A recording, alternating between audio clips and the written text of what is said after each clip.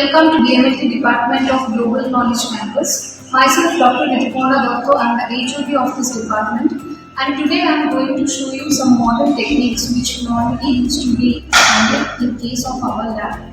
So now I am going to demonstrate the next machine, which is semi-automatizer. This machine is mainly going to find out the different biochemical parameters of different human samples, like I can say urine, other than this blood. So this machine is also having high sensitivity, and this machine is also used to detect the parameters in a very correct way in case of minute samples also.